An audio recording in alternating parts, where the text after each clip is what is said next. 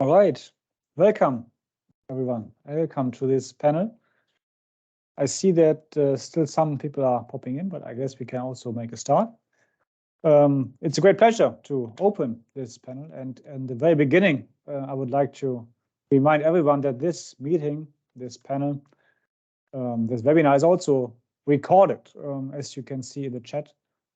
Please be aware of this, and we simply would like to distribute the recording to other participants, other researchers, other students that might have an interest in this panel today. Great. The headline of our panel is an assessment of the political impact of the SDGs. And this panel is also supported by the SDG Taskforce of the Earth System Governance Project. We all welcome you to this panel, and at the very beginning, I'd like to introduce myself and then also the speakers of this panel. So my name is Thomas Hickmann, and I'm Associate Senior Lecturer at the University of Lund in Sweden. Trying to next slide, and here you can see the speakers of this panel. We have Melanie van Riel from Utrecht University. We have Montserrat Colofon from the Vrije Universiteit Amsterdam in the Netherlands. We also have Dominique McCollum-Coy. It's a great pleasure to have you here at this late hour. You're from Monash University in Melbourne, so at your time it's almost Thursday, almost midnight. Great that you are here. And also welcoming Aurélie Charles from the University of Bath. It's great that you're also here. And of course, nice to also have co-chair Yishan Sun, also from the University of Bath, for this panel, and he will then later on speak to you on the SDG Taskforce. Great to see so many of you, and in the beginning of this panel, I would like to briefly introduce the agenda of our 90 minutes. After this welcome, we first would like to present key findings of the SDG Impact Assessment, and we will then refer what it actually is, what is behind this big word, SDG Impact Assessment. After that, Yishan will continue and present our vision for the SDG Taskforce that has been established a couple of months ago, or even 1.5 years ago. And Yishan is presenting this idea, and I already at this stage happy to invite everyone to join this task force. We will also hear about working groups that form the task force. We will hear from one representative from each working group about ongoing activities, ongoing plans for future projects within the task force and within each working group. And of course, we'll also have time for Q&A, for your comments, your remarks to this big topic of the SDG Impact Assessment. You're also, of course, invited to ask questions during the presentations. We will offer you many options to ask your questions, and also let our speakers address, give responses to your presentations, to your questions. And then to ask a question, please raise your virtual hand. You can also write a question in the chat, of course, but we would like to ask you to raise your hand, and then we give you the floor to ask a question. Right, that's for the agenda. And with that, I would like to continue and open this panel content-wise with the background of the SDG Impact Assessment. So what have we done with the SDG Impact Assessment, which has been published last year with Cambridge University Press. And there were so many authors involved. All speakers have been somehow involved in this activity. And we had one guiding question, one guiding research question in the beginning of our endeavor. That was whether, to what extent and how have the SDGs that you are all aware of exerted any substantial political steering effects on actors and institutions at different levels of governance. So a very big question, obviously. Difficult to to address and answer. And we could not do that alone in a team based at Utrecht University, part of the Global Goals project. So we actually established a big consortium, big team of researchers around the world. We had 61 authors from all over the world, senior, early career researchers, and as I said, widespread around the globe.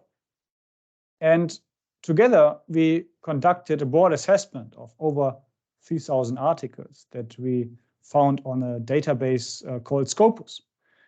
And of these 3,000 articles, we then investigated 10 or 20% in much detail.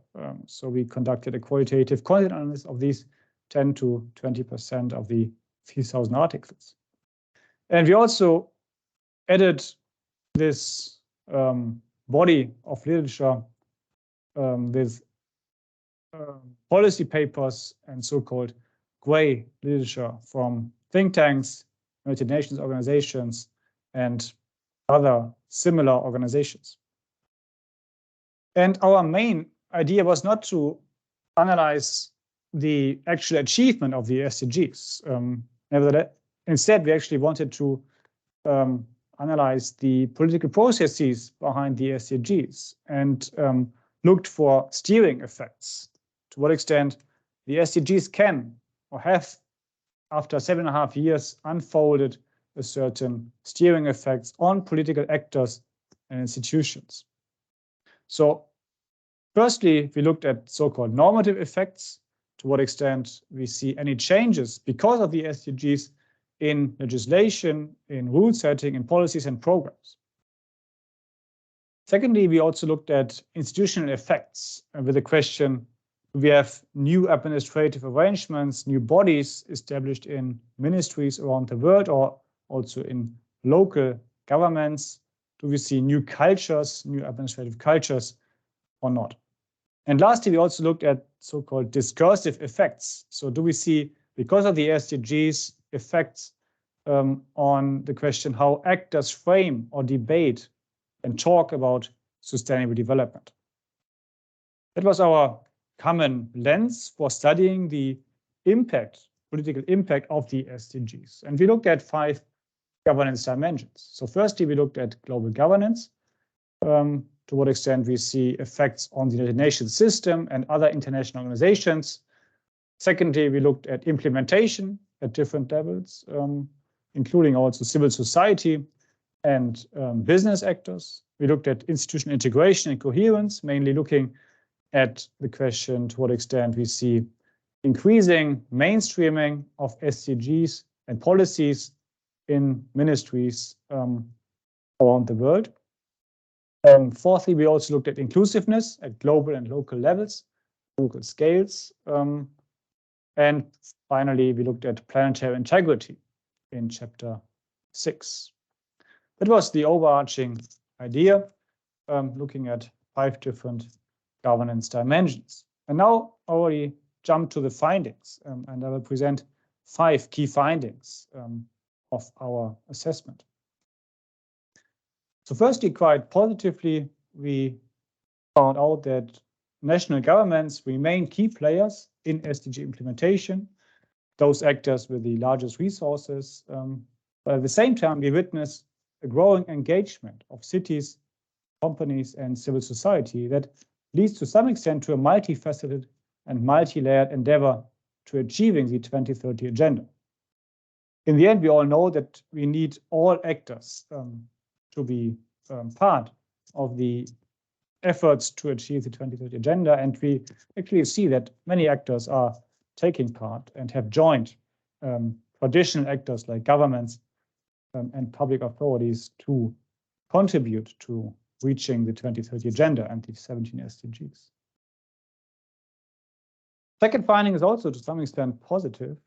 We see a steering effect of the SDGs that are mainly present so far in political discourses, meaning that we see new language, new understandings, increasing awareness of the SDGs. And to some extent, we also see it at institutional level.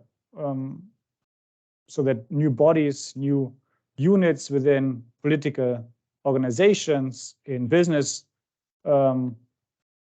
corporations, and also in NGOs, new groups that work on the SDGs. And this can be seen as a first step for political action, if you see it as an optimist.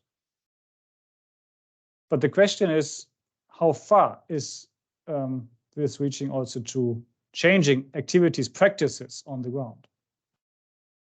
And that is leading over to our main finding number 3. Despite strong variations across countries, we find out that newly established institutions for the SDGs, be it in ministries, in corporations, or at the local level, they reproduce existing structures and priorities, which then can be seen, we frame it here as selective goal implementation. In other words, we argue that actors and institutions simply pick and choose those SDGs that are in line with their previous practices and goals. That is, of course, not very optimistic. That is more bad news for the effects of the SDGs. And similar to that, we found out that this is main finding number 4, that what we observe the least is steering effects on the reallocation of resources by governments. And this is despite the huge need for public and private funding to foster sustainable development.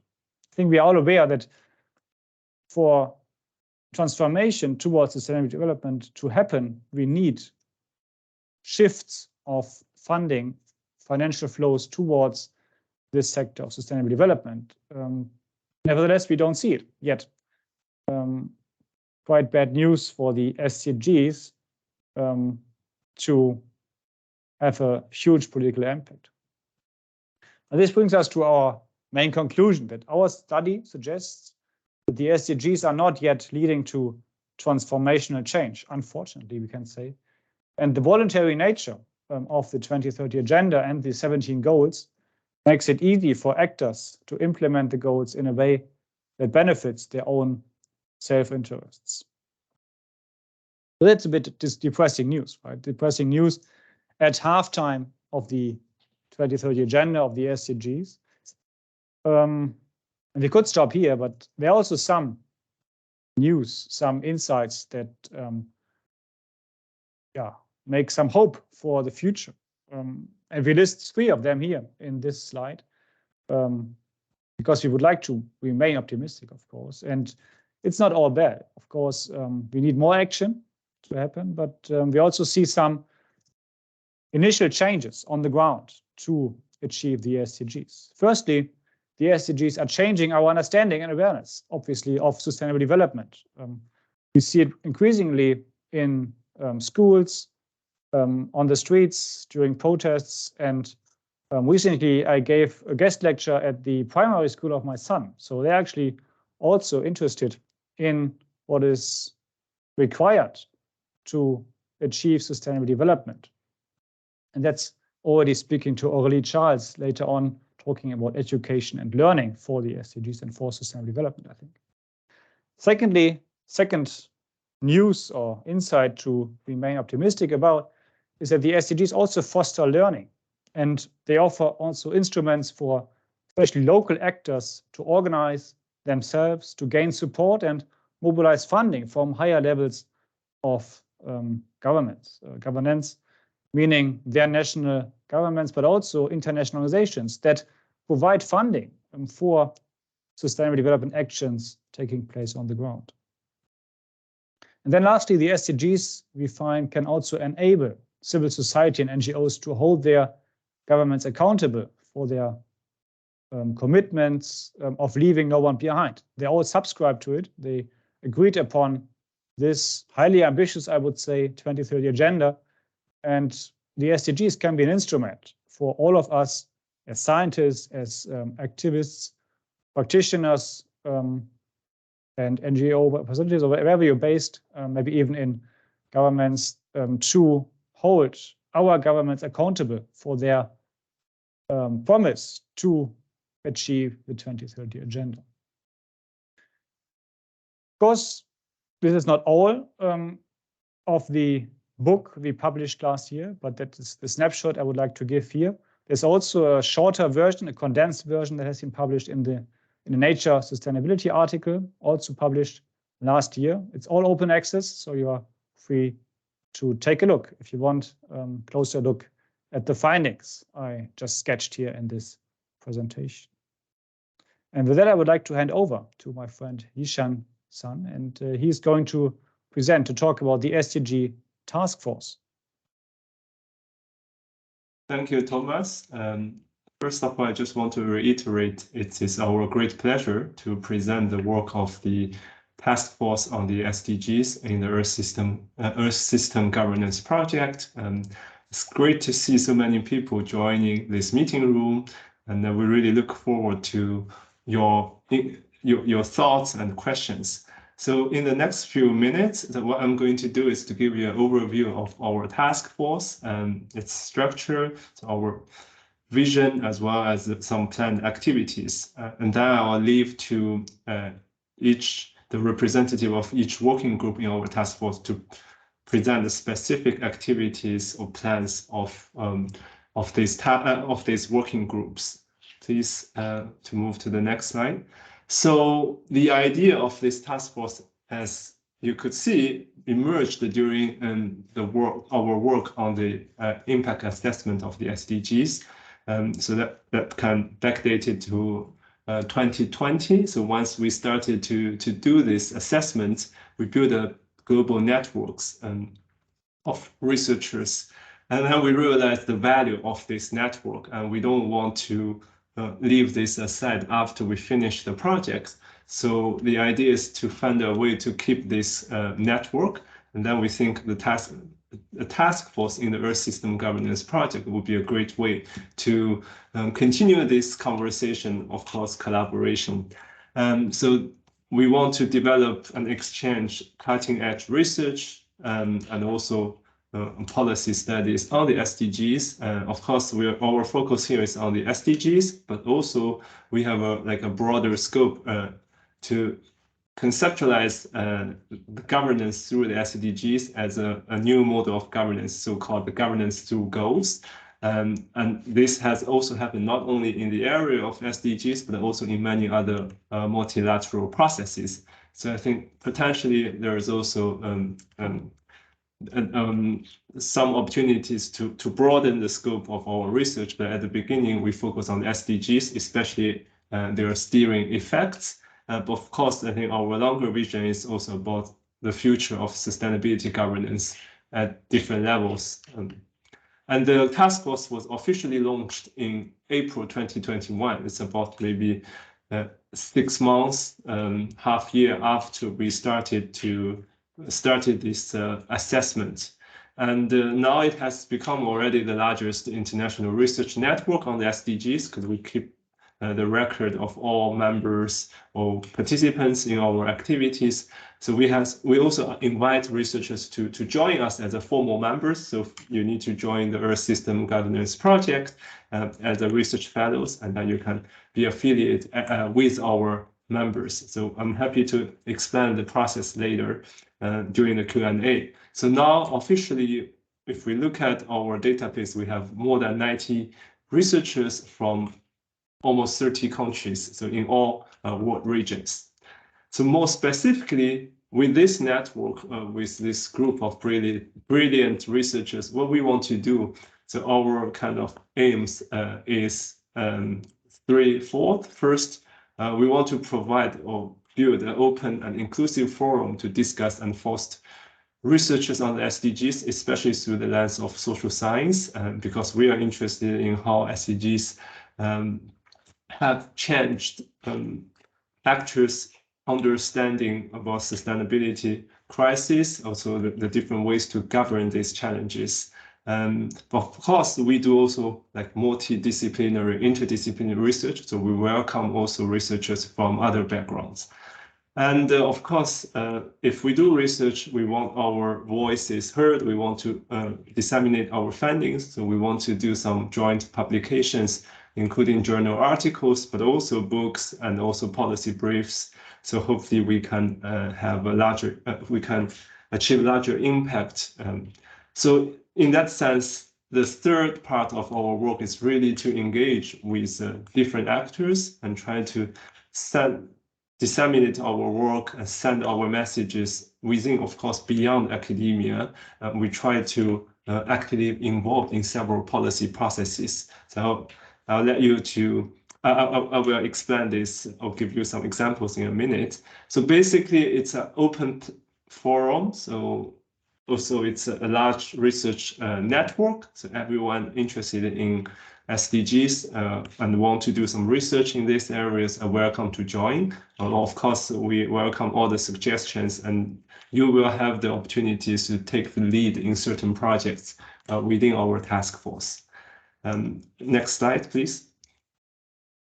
In terms of structure, so we try to organize this task force in a more kind of decentralized way. Of course, we need some people to organize activities as a task force. So we have 4 co-conveners, Professor Frank Bierman at Utrecht University, and also his colleague Carol Ann Sennin, as well as Thomas and myself. So we are the 4 people who organize the overall activities and plan of the task force.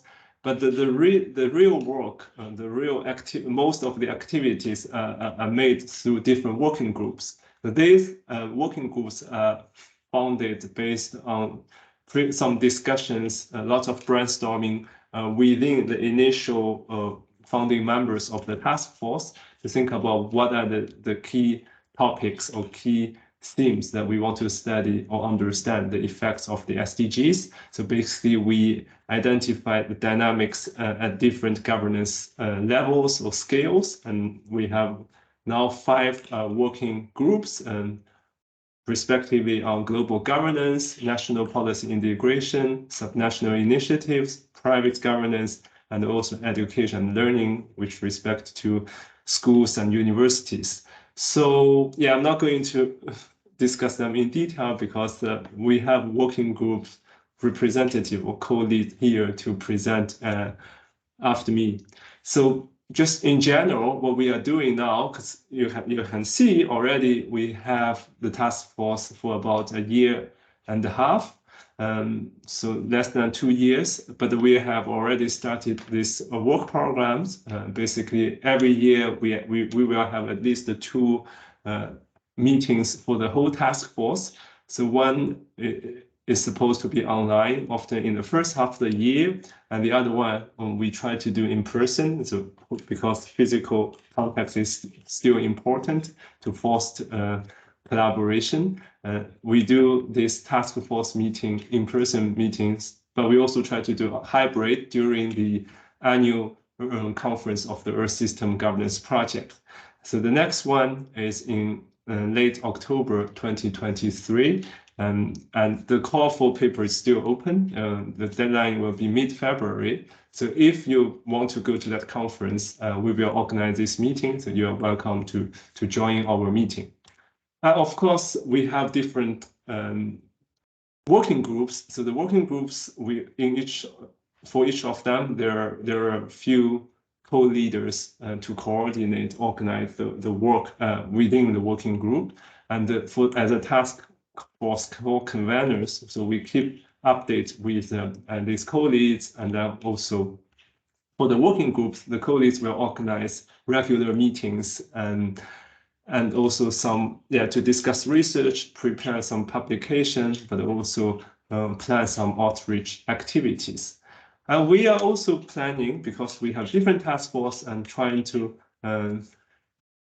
have like fruitful exchange among working groups. So we're also planning a seminar series to identify which will discuss some cross-cutting issues that interest all working groups, and will be also open to the public. And so we are in the process of developing or starting this online seminar series. And of course, we are interested in policy impact. So we have tried and organized several side events during some key political meetings, such as the Stockholm +15 meeting. And also, I think just a few weeks ago, so Thomas presented our work in the ECOSEC of the United Nations Partnership Forum. Of course, we are planning to try to do something also during the high-level political forum, as well as some conference of parties in different environmental sustainability processes. I think with that, I'll just give you some ideas about what we will do in this year or in the rest of this year. So we are currently planning an article to explain and highlight kind of this research agenda that we developed together as a task force, and hopefully we can get this paper out later in the year. And of course, we are going to organize, as I mentioned already, some activities or meetings. So in addition to these regular meetings, because this year is an important year for the SDGs, and also to digest what we have observed, what we have learned in the past 7 years, because it's halfway for the SDGs implementation. So we hope to also organize a high-level expert symposium or meeting. We invite experts representing different stakeholders, working for different actors, to discuss what lessons learned and then the future of the SDGs.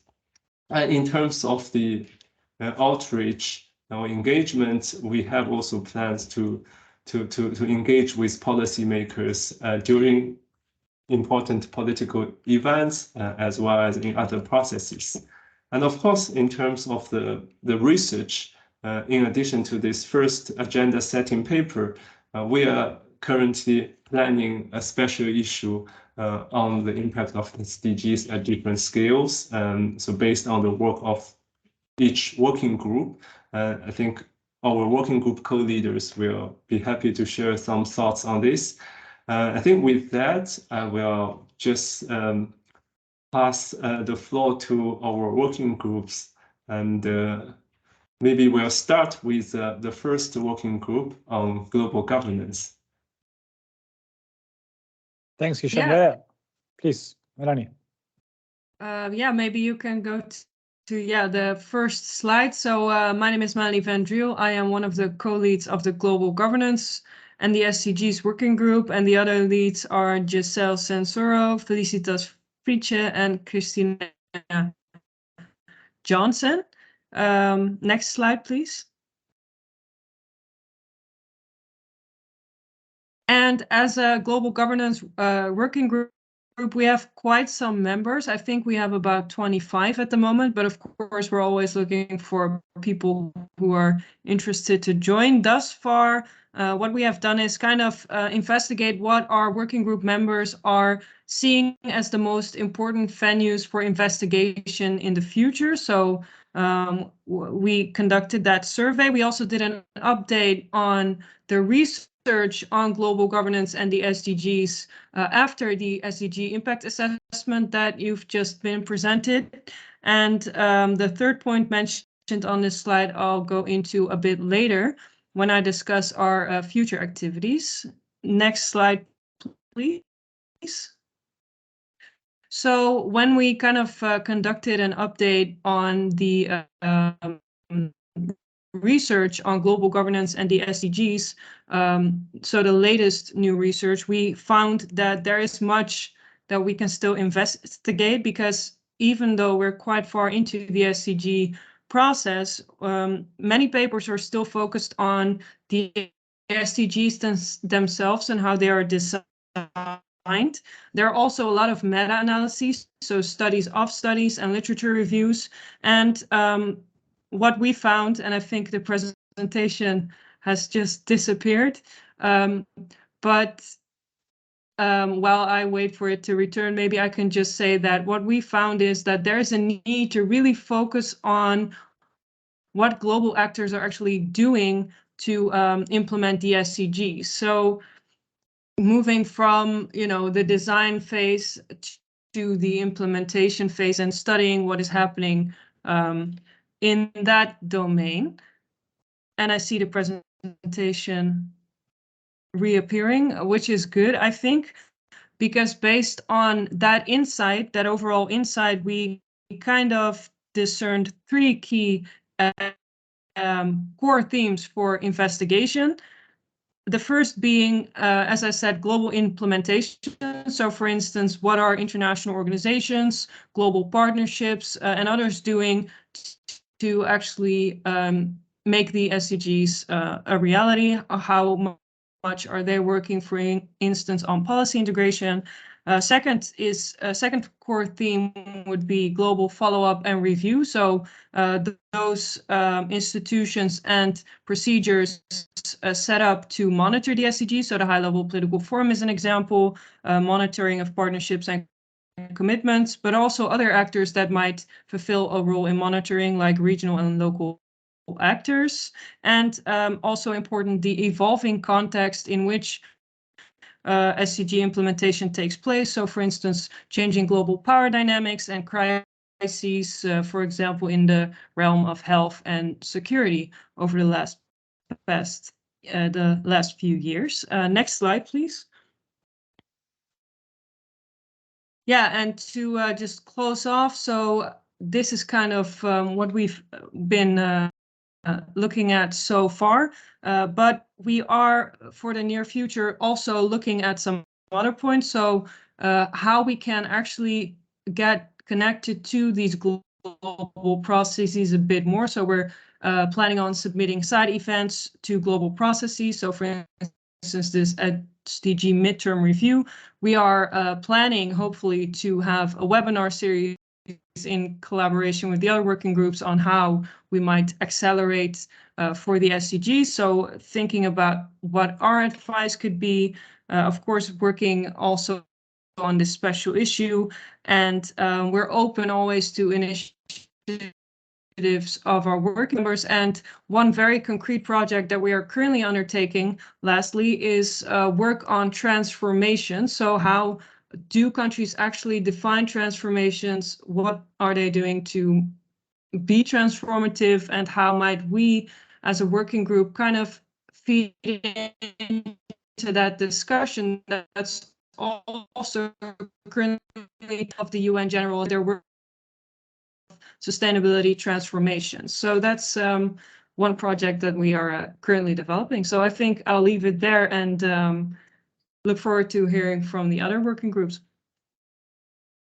Yeah, thanks, Melanie. I think, sorry very much that you had to talk without the PowerPoint for a while. It was my fault, my mistake, but now it's back, and thanks for presenting the working group. And wonder whether there are any questions, and please, would like to encourage everyone to raise your hand if you have any question regarding the whole task force, regarding individual working groups, or if you have any comments or concerns. So we are keeping an eye on the chat and also on the list of participants, and please feel most welcome to raise any questions. I have one question to Melanie about your ongoing work, about your individual work. So what is your own personal contribution to this working group on global governance? Yeah, so I actually, much of my own work really involves this question about global actors and what they are doing to implement the SDGs. So I just finished writing a paper on the World Bank and its engagement with SDG 10 on inequality. So hopefully that will be submitted somewhere soon so I can share that with you all. And actually, I'm also looking at some of these more local actors that might play a role in the follow-up and review of the SDGs, as I conducted a study into the role of the UN regional commissions as orchestrators for the SDGs. And currently, I'm actually looking at the extent to which the SDGs themselves might inspire institutionalization. So I'm looking at what SDG 12 on sustainable consumption and production is doing to the overall institutional development of this issue area. So that's kind of my own personal area of investigation, which is quite broad, I guess. Exciting, yeah. I guess that's all part also of your PhD, right? Paper-based dissertation you are submitting at the University of Utrecht. Nice. All right, we will hear more of your work, obviously, soon. And there's one hand from Joanna. Yeah.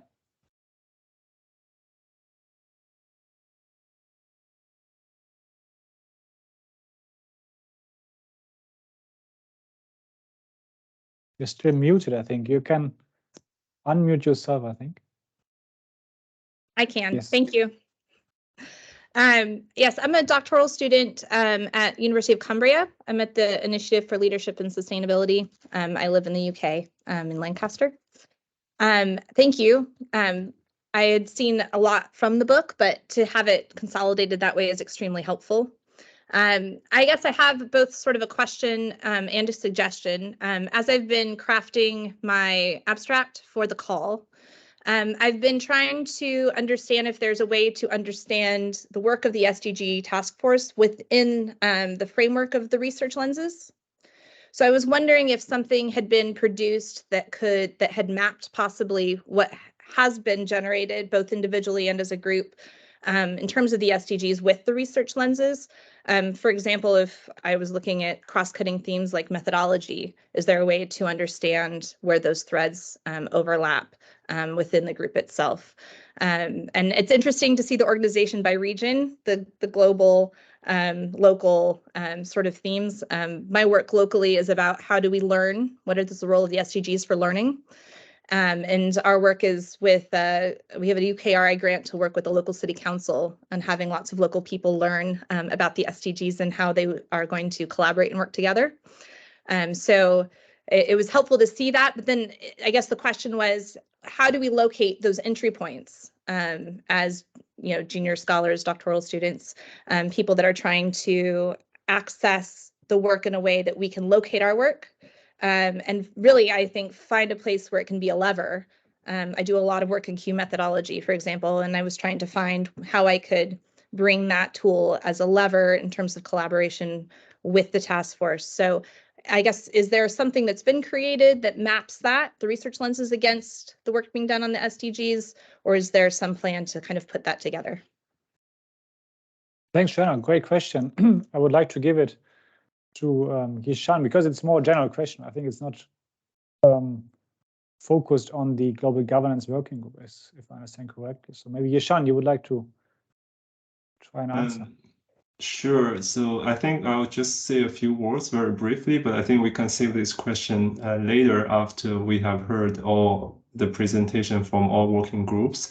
So I think in general, this question, the research lenses, I guess you refer to the research lenses of the Earth system governance. So I think the whole working task force or all working groups in the task force, we try to also engage with all these research lenses because I think all the lenses are relevant to the SDGs.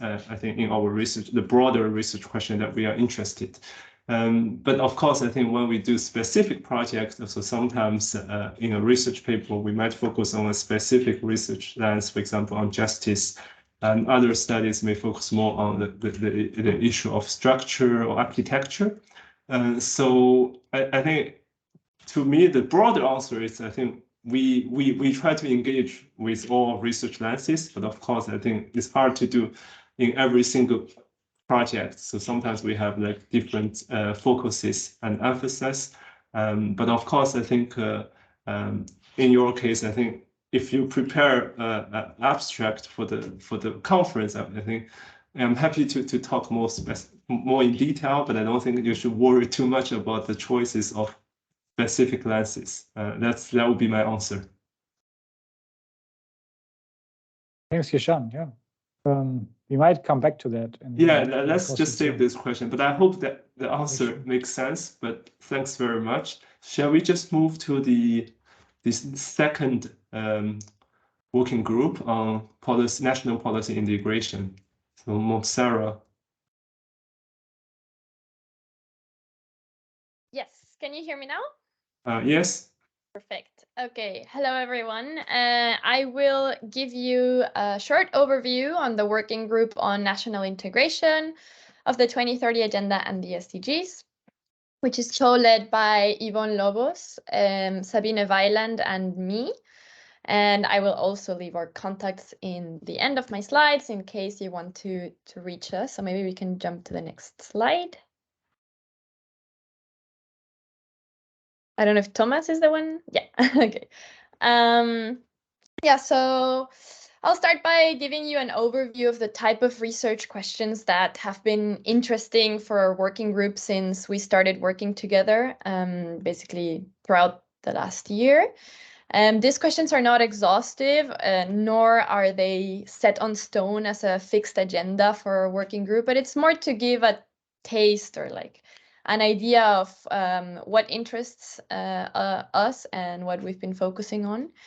So, for example, we've asked how national governments can more actively promote the implementation of their SDGs, and the conditions in which change will occur on the national level. This touches a little bit on the topic of transformation that Melanie was also talking about.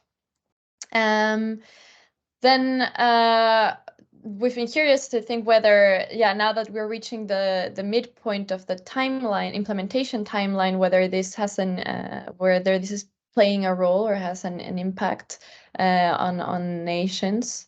And another example is we've also been interested in a little bit like the synergies and trade-offs between SDGs and how that plays out on national level or even subnational, on a subnational level.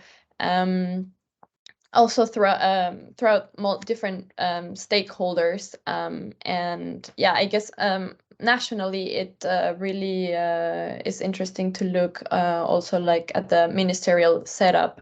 So those have been discussions that we've had in our group. Can we go to the next slide, please? I also wanted to share some of our working group's activities from last year and planned for this year. So since we are a rather small group in contrast to the first one, we've been able to collaborate and work together a lot on this activity. So we've had periodic virtual meetings. It's more or less they have been trimestral, but it's not exactly 3 months at a time.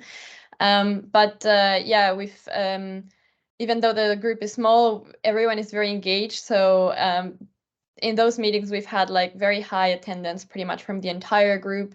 So that has been very beneficial to start creating a common understanding around these topics.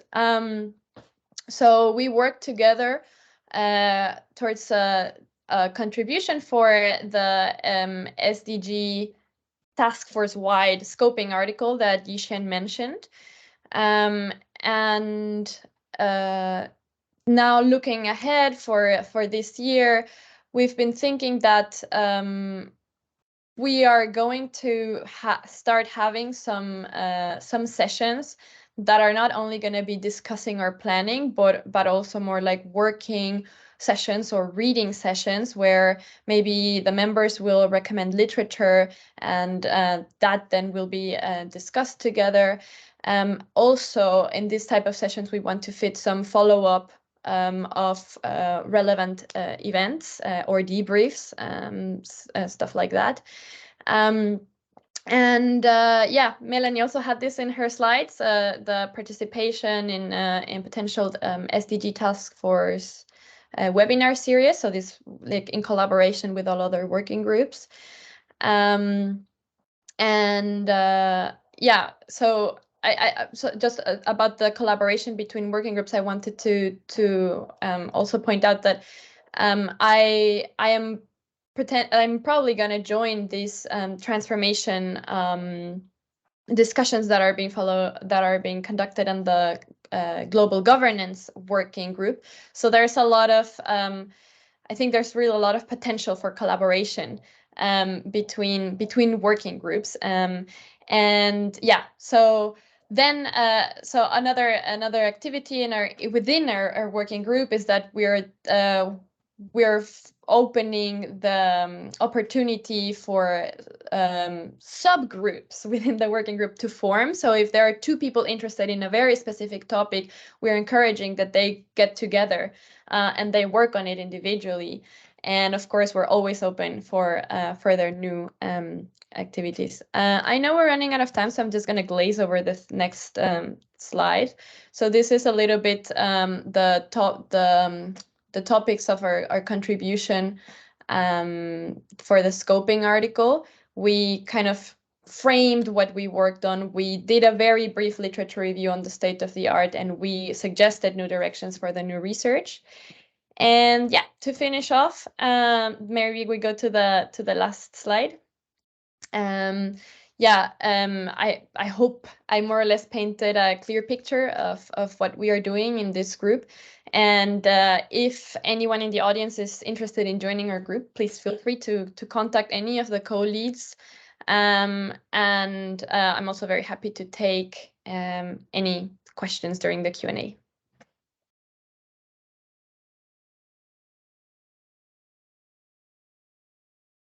Thanks, Montserrat. Great presentation, great insights what you are doing in this second working group. Any questions from your side? Any remarks, comments? Montserrat, maybe you, because I'm keeping an eye. If there are questions, you can take them. But what is your own contribution? What is your personal research interest? So I am currently doing my PhD in the Transformative Partnerships 2030 project, of which there we also have 4 PhDs, of which I think all of them are part of the SDG Taskforce in different working groups. And in this project, we are exploring how multi-stakeholder partnerships can create synergies to effectively implement the Sustainable Development Goals. So with the topic of the project focusing on multi-stakeholder partnerships, I really have the feeling that yeah, our research really has overlaps with all working groups of the SDG Taskforce. I'm inside of the national integration group, working group, and I really almost feel that it's like filling the gap of my personal interest, although I look at it more broadly. But maybe interesting is that last year we created a very large data set on multi-stakeholder partnerships, working on the implementation of SDGs, based on the registry that ECOSOC has of multi-stakeholder partnerships. And there, yeah, it's very interesting. It's going to be available very, very soon. And it is possible, for example, to filter out the partnerships that have countries as a partner of the multi-stakeholder partnership. So I think there's a lot of interesting research that is going to be possible to do in that regard. And then also, of course, we focus a lot on transformative change, and that there I see a lot of possibilities to also start collaborating a lot with the first working group on global governance. Thanks. Yeah, nice to see all the connections, Yes. overlaps, and that's also what our main vision is with the task force, right? To provide a platform for collaboration, and we are happy to see that evolving step by step. All right, with that, I think we can move on to the third working group on subnational initiatives and for the SDGs or for SDG implementation. And I will give the floor to Dominique. Hello, everyone. thank you for coming along to listen, and thank you to the previous working group presentations. The good news is I'm coming to you today from Australia, where it's already Thursday and the future of the SDGs is looking really bright. So congratulations to everyone on this call. So today I'm talking to you about our working group, which is subnational initiatives for SDG implementation. I am representing my other two working group co-leads, so Shirin Malekpour and Basil Borneman. You can see our email addresses there, and as all the other working groups have iterated, please get in contact if you'd like to talk about the research or potential collaboration further. Next slide, please. So we've got quite a detailed list here of the main members we've had for our working group so far. And I think it's just interesting to highlight the fact that we have researchers right from the PhD level to the professor level, people from all around the world, and from different backgrounds and countries. And we think this is really important for discussing a topic such as subnational initiatives, because subnational initiatives are going to look so different depending on what your context is that you're operating in. So we would like to really ensure that we have that diverse perspective that we're bringing into the group. Next slide, please. So subnational initiatives, what are they? This is something that surprisingly provoked quite a bit of conversation within our working group. We feel like there's a really good understanding of what global governance looks like for the SDGs through formal units like the High-Level Political Forum. National governance is also quite clear because we have national governments. But when we get to the subnational / local level, what are we really talking about? Well, our group's sort of taken the view that the subnational level is about city councils or municipal governments, and it's really important when we say city or municipal to highlight that we're actually not talking just about urban spaces. We're talking about rural and regional spaces as well, and indeed highlighting that these spaces really need to be part of the conversation when it comes to subnational initiatives. And we also know that each of these levels come with their own implementation challenges. So moving right from that global governance level straight down to the subnational comes with challenges of localization. How do we think global and actually act local in a meaningful way? There's also problems of, big external decision making, such as the SDGs, having to be put into an internal context and in a way that makes sense to that context as well. And then also we've got a difference in the different capacities and policy and how adventurous different governments are, meaning that there's different potentials for transformation and alignment. So that's just a little bit of a background of where we're coming from when we're talking about subnational. Next slide, please. However, the real meat of what I would like to talk to you about today is the scoping paper, or our section of the scoping paper that our working groups contributed, because we feel like this has provoked a really interesting discussion within our group and created a really nice basis for where we want to go. So what did we really look at? Well, first and foremost, it's what's actually the rationale for looking at subnational initiatives. Why is this important? And there were really two key reasons. The first is the more functional perspective, in that the local level is actually where we see many of the global goals being translated into specific and concrete actions. And here, these actions can have a real impact on people's lives and trigger material effects in the form of policies and where people can actually contribute to the SDGs in their own way. The second is legitimacy perspectives. So the engagement of subnational governance institutions and local civil society is fundamentally important if we're to increase participation, local political ownership, community autonomy, and accountability when it comes to the SDGs. People have to understand what they're working with in order to be able to own it and then work on it. The state of the research, we split into two key focal areas. So far, we've seen that the research has done a lot of empirical or mapping reviews that have analysed SDG initiatives worldwide. And much of this research is actually focused on case studies to document specific actions, innovations, and real challenges in implementing the SDGs. However, a lot of these case studies have often been just single case studies and at the urban level.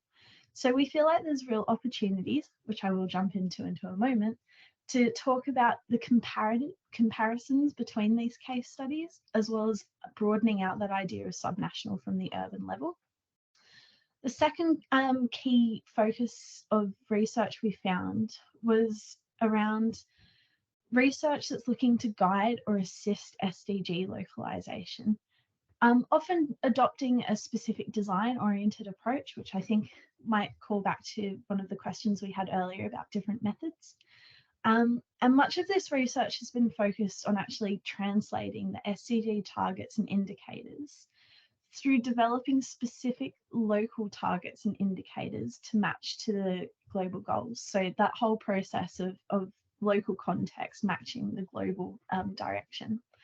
And then categorizing the interactions between these different targets and indicators, looking at synergies and trade-offs in a specific local or regional context. So where do we think this research area has huge potential to grow? Well, happily, 4 key areas. So we feel like future research should actually aim at a more comprehensive, differentiated, and systematic understanding of local implementation of the SDGs. So really systematizing this understanding through the development of typologies of forms, processes, challenges, and mechanisms of translation and implementation in different contexts. The second area is research should aim at assessing the success of local implementation initiatives. This includes the conceptualization and empirical measurement of the potential of SDGs to the potential transformative impact of SDGs on systems, sectors, and societies. Third area is a focus on explaining local implementation successes and failures, which are always important to learn from, and identifying the critical factors and conditions, including institutional, financial, and knowledge-based capacities that shape successful implementation of the SDGs. And last, but very much not least, is that there's a real opportunity to build on existing theoretical and empirical knowledge in close transdisciplinary exchange with practitioners. Research should really be focusing on designing and testing what the practical strategies and approaches to strengthening the 2030 agenda in local context looks like. So this is our view of where we've been and where we're going. In terms of the literature, can I have the next slide, please? So what are we planning to do with this research? Well, as you've now heard, we've got our section for the scoping paper for the task force. And as I highlighted earlier, there's many different case studies that we can draw from in our group, and we invite you to become part of our group and contribute your own case studies as well, so we can start building more of that comparative understanding. And I think the most interesting one that I'd like to highlight is that we believe that there's a real opportunity to start building dialogues and engagements around this topic. And this means talking to practitioners in a really meaningful way and in a way where we can incorporate their understandings and knowledge. Certainly in Australia, we find that a lot of the work around the implementation of the SDGs at the subnational level is actually occurring in the grey literature and in policy documents. And there's a lot for us to learn and exchange with those practitioners. So that's me wrapped up for this section, and thank you very much for listening.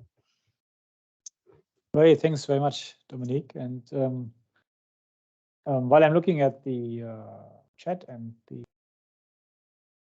participants list for questions, I am pretty sure that you're also involved in these transdisciplinary projects, right? Reaching out to practitioners. Maybe you can give us a glimpse of your work, your own work in this area of subnational initiatives for the SDGs.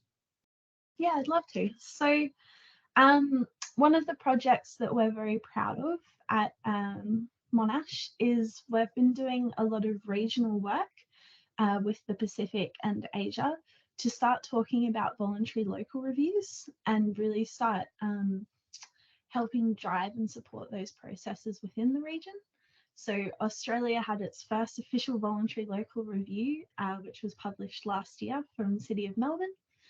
And we've taken the learnings from that project and tried to come up with some guidelines for our Pacific neighbours to help them hopefully write their first voluntary local review.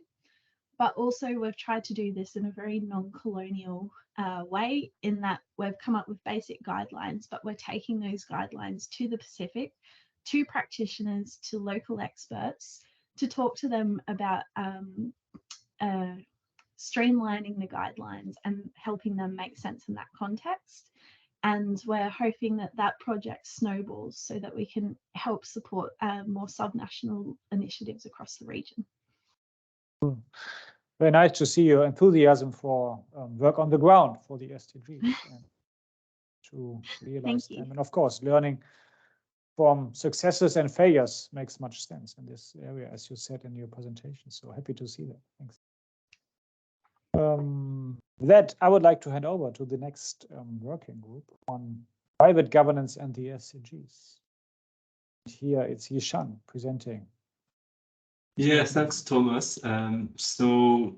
Because our co-leaders of this working group are all very busy today, as they all have other commitments, so I'll present this working group on their behalf.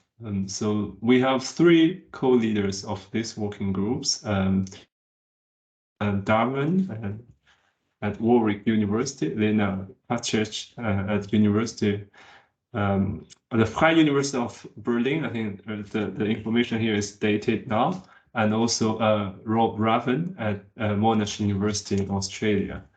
So here we also list their research interests. So they all do research on the private sectors with a specific focus on corporate sustainability. So this is the reason we asked them to invite them to lead this working group. Next slide, please. So while we established this working group, I think a lot of people may have these questions, why we want a working group on the private governance, because the SDGs are international agreements between national governments. So why we bother ourselves to study private actors? However, if we look more closely on the whole field on corporate sustainability or corporate social responsibility, we can quickly realize that the SDGs cannot be achieved without the cooperation of the private actor, whether through their voluntary initiatives or the regulations over private actors. And actually also in many UN or government documents, we can see there's a clear call upon the private actors to make contributions for the implementation of the SDGs. So there's a clear message sent by the public actors to engage and to invite private actors to join this endeavor. And also we know the private actors have a major impact on SDG indicators through their products and services. So it makes sense to understand how they see the SDGs and how they react to the SDGs, and how they allocate resources with respect to the implementation processes of different goals.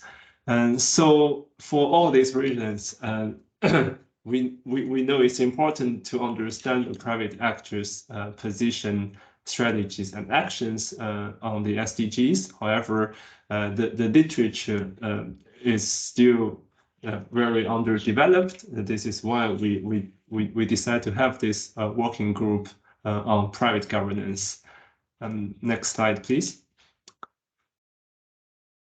So yeah, more specifically, I think thinking about the role of the private sector or private actors, And these working groups came up with this broader framework, which identify three themes on private governance and SDGs. I think they are all related to the question of governance. So the first one is governance for the private sector. Specific questions include under which governance conditions is or can the private sector effectively and meaningfully engage with the SDGs, and what does the private sector say they need, why, and with which kind of effects. Of course, this is a kind of a more like general or normative question. So if we look at more in detail about the action of the private sectors, the next question come to us is the governance of the private sector. So how the government and other actors engaging with the private sector to achieve the SDGs. And here I think there's a ample scope to conduct novel empirical research on the policies or actions of different private actors in different places. And also, for example, it would be important to understand the understanding of different private actors with respect to the SDGs and which governance instruments they use to respond or to pursue the SDGs. And then with this, I think it comes very naturally to a question about the governance by the private sectors, whether or not they take over public actors to influence the whole processes of the implementation. So here, I think the key questions include how is a private actor governing engagement with the SDGs, who is this private sector, who are the different private actors, and who is doing what and why and with which kind of effects. And more, I think the broader question is how does the private sector's SDG engagement transform purpose and boundaries of the private sector. And this, I just want to add that this kind of framework draws upon on the new science plan of the Earth System Governance project.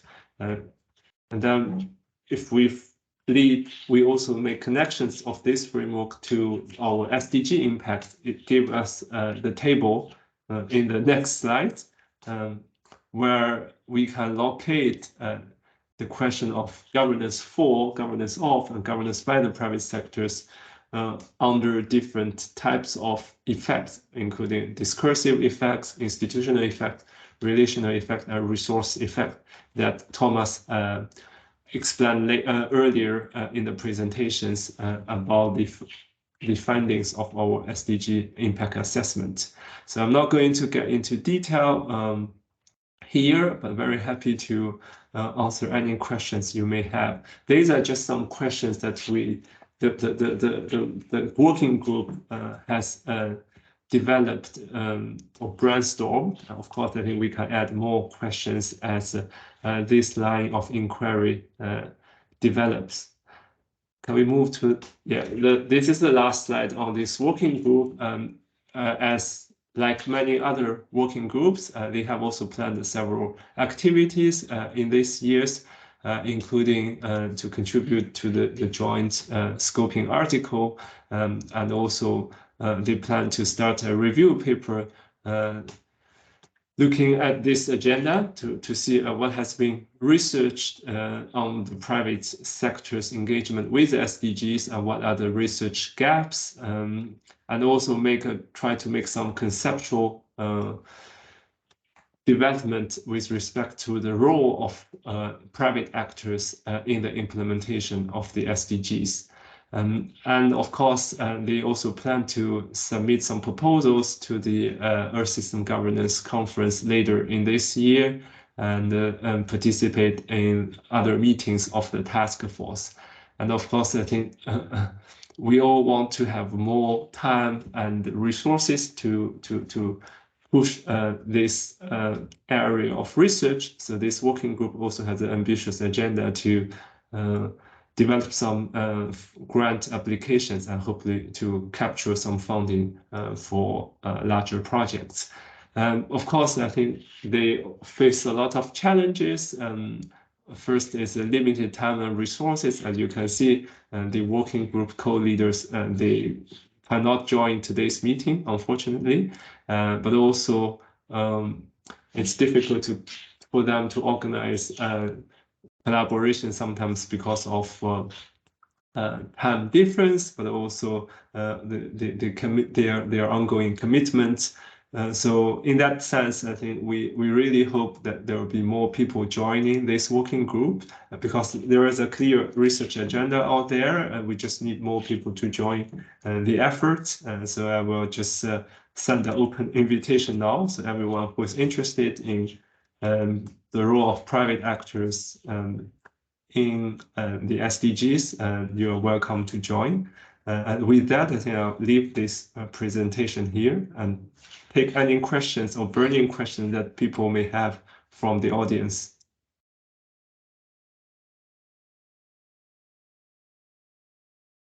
Are there any questions? Or Thomas, do you have a question? Thanks. Anyway, Ishan, I know that you're not formally involved in this working group, right? But obviously your work is closely related. Also, you have worked on private governance, private certification schemes. Maybe you can make some connections to the SDGs and your own work. Yeah, sure. Okay. So if you ask me about my own contributions, I'm trying to also engage directly in the work of the working group, but of course I'm not a working group co-lead. So what I can see, there are a lot of interesting questions from my point of view with respect to the role of private actors in the SDG implementation. And if we are interested in the steering effect of the SDGs, I think an important question to me is to what extent the SDGs may change the business model of some private actors, if we are interested in the private sector. So this is about the kind of transformational effect of the SDGs. We might look at some case studies and also just do some comparative research to see under what conditions the SDGs can bring transformational changes in different types of organizations. Here I refer specifically to private organizations. So I think this, to me, this is a fascinating research agenda, and we just need more people to join our working group to conduct research. Yeah, good. I agree that it makes sense really to study the question to what extent private corporations move towards sustainable development because of some overarching visions, the 17 SDGs. And if not, then of course we need more, I guess, national and regional, maybe also local guidelines and rules and policies to push the private actor towards sustainable development quite decisively.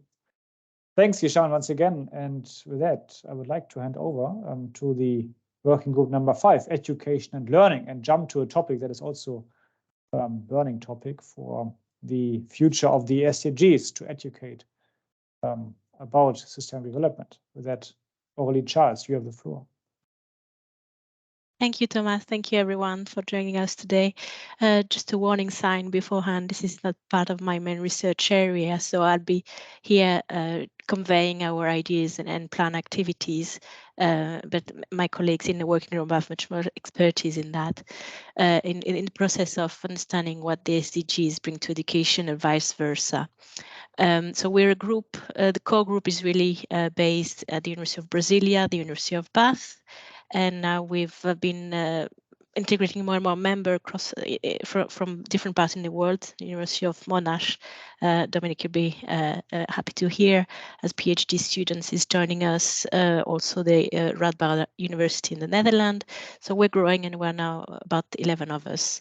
We have a team set up now, and that will allow us to be much more efficient in setting up our activities this year.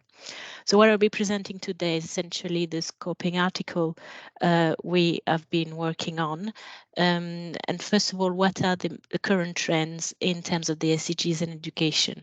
First of all, in terms of theoretical concept, what is education for sustainable development, which entail a broader meaning that goes beyond the SDGs and goes beyond formal education, that is from primary to higher education. So really, how is that a driving force for change? And what the SDGs is showing us is already that the voluntary element that the SDG bring as a global normative framework is quite strong in driving subconsciously maybe that education for sustainable development.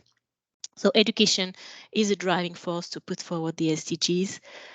So I've been involved in mapping out, for example, the SDGs at the level of our University of Bath, and what we see is that actually a lot of the SDGs, whether it's in terms of teaching or research, are already quite present. It's just a matter of just signaling that we're talking about the SDGs. So there are a lot of work that's already happening. It's just a matter of mapping them out. And that's something we'd like to work on as a working group. Next slide, please. In terms of the challenges, it depends what we're looking at here. In the higher education institutions, a lot of work is being going on, but it's much more related to how diverse those experiences of incorporating the SDGs in the higher education is. What are the challenges depends, are really pretty much context based, and that's something, that's a theme that will come back in terms of context based SDGs. What are the challenges that are faced in one university may be different from another. In terms of the practicality of operationalizing the SDGs in the field of education, so our members have really different research expertise, from primary education to civil society. What's the role of civil society? And that goes back to one of the other working group of how do we understand education on much broader, with a much broader sense. What are the operationalization, the challenges we're facing is, again, accounting for that context specificity, that knowledge is very different in different contexts. The same applies to pedagogies. Next slide, please. In terms of the research agenda of the working group, I mentioned already that mapping exercise that would be quite important to do, and that we'll be working on this year.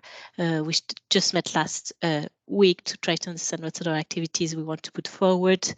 Understanding this concept of education for sustainable development as well, that is going beyond SDG 4 on education. How do the SDGs are understood, both in the formal educational setting, but in the civil society as well. Something, and another main research agenda really close to our hearts is in terms of this decolonial lens, because what we see here is, again, the importance of the variety of experiences that we can see from the primary education, secondary education, to further up into higher education. And one of our colleagues here, Dr. Lizzie Milligan, is working on how experiences differ between, let's say, Peru and Nepal, and how we're actually missing out when you have a blueprint, universal blueprint that the SDGs offer. Are you missing out on those variety of experiences, that it's just in terms sometimes of access to learning opportunities? And then finally, in terms of the impact of the pandemic, what has been the impact of the pandemics on changing the way we educate our children, and the way and that feedback loop between how much the learning needs to change, whether it's in terms of technicality, in terms of the tools we use, but also the way we have forward sort of experience-based learning, and I think there's a greater scope here for the SDGs to have an impact on that. So overall here, I think there's a lot of work to be done, and we welcome a potential member to join us. So please feel free to join our group. So if you have, please, Thomas, our next slides, we have some contact information. So my name is Aurélie Charles here, and my colleagues at the University of Brasilia, Tiago and Rodrigo, and many more of us. Very diverse group, very different research interests, but really driven towards how does the SDGs is actually a subconscious global framework that there's a lot to offer to promote this normative aspect in a practical way. So thank you. If you have any question, just pop them in the chat. Thanks, Ollie. Any questions?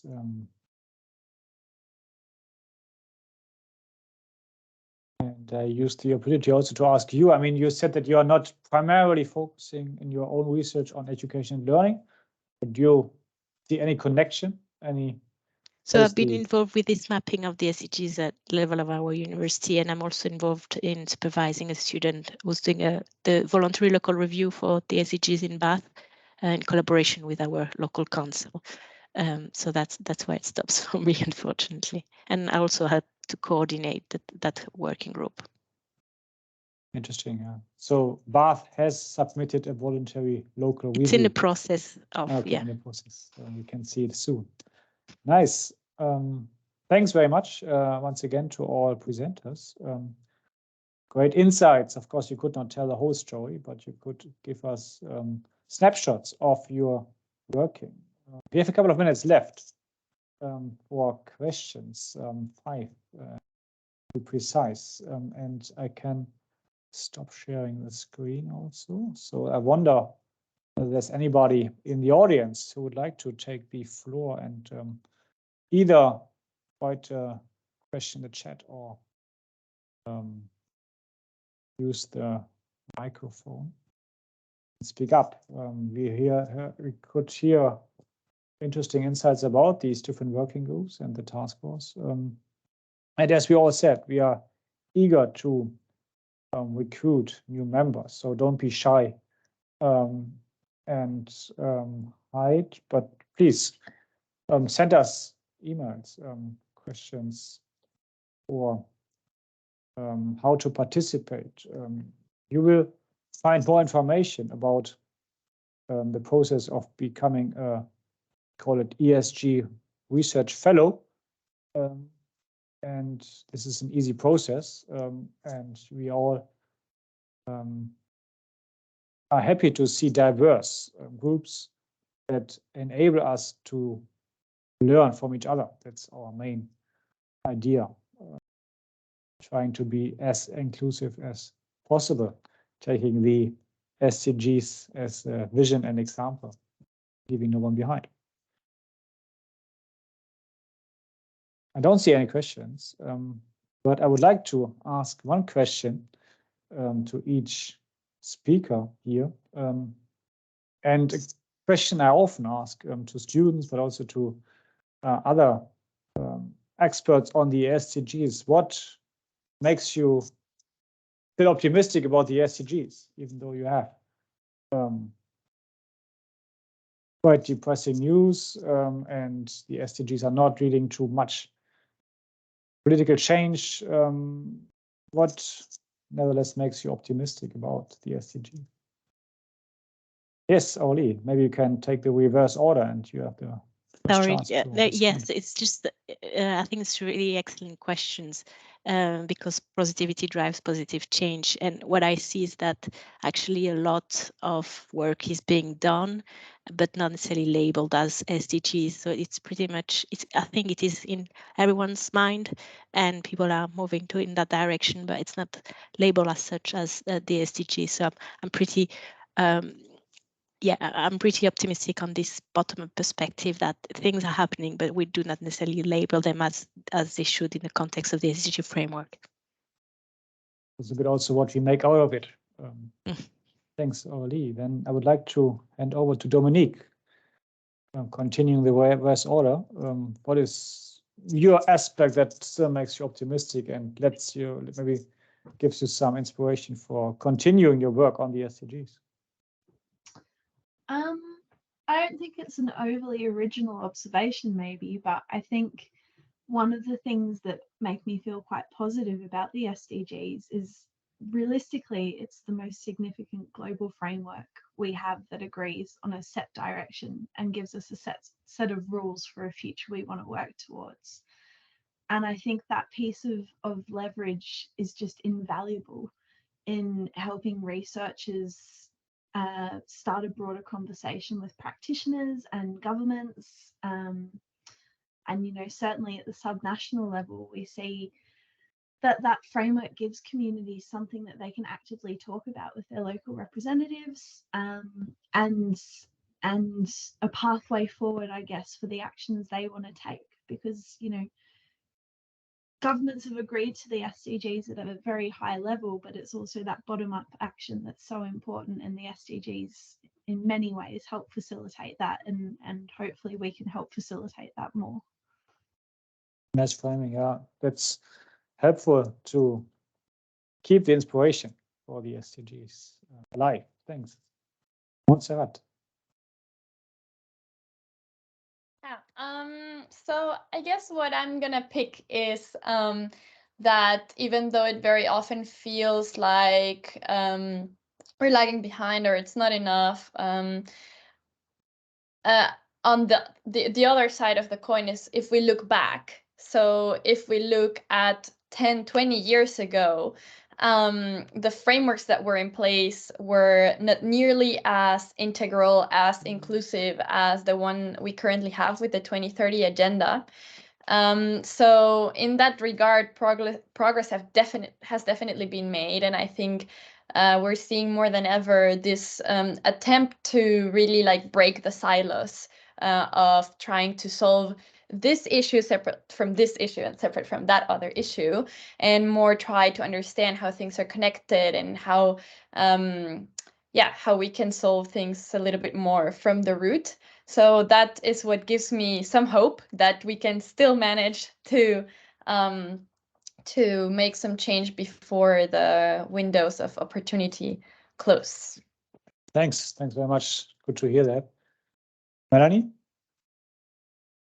Yeah, I must admit that, of course, much of my research is quite critical, also of the agenda, but I do agree that it has provided us with a way to kind of discuss at the global level, but also local, how we want to define these global problems. So, for instance, inequality was not on the agenda before the SDGs, now it is. But we also see a lot of critique in the way it's been defined. And I guess in that sense, it opens the discussion on how we further want to operationalize, measure, and define some of these global issues. And I also agree with Montserrat that to some extent it does integrate, or it does create a more integrated template to approach issues. So for instance, currently, for my work on SDG 12 on sustainable consumption and production, after the introduction of the SDG, you do see that all of a sudden they're thinking about the potential impacts of sustainable consumption and production on the social dimension of development. So even, you know, in that sense, they're kind of broadening the types of considerations that they take into account when developing policy. So that I think is an interesting development. Thanks, Melanie. I think it makes sense to share our also some positive remarks and positive impressions of the SDGs. And Hishan, maybe you would like to, as a final word, also share your aspect that makes you optimistic about the SDGs. And then we have to close because time is already up. So, but Hishan, you have the final word. Okay, thanks, Thomas, for giving me the opportunity. So I think, so many things have been said. It's always difficult to speak in the end. But I think what we have learned is about this kind of normative change driven by the SDGs was not an easy task, but for countries and people from different places, cultures to agree on something. The SDGs definitely give us a hope. Of course, implementation is always challenging. I think it's also a tricky process.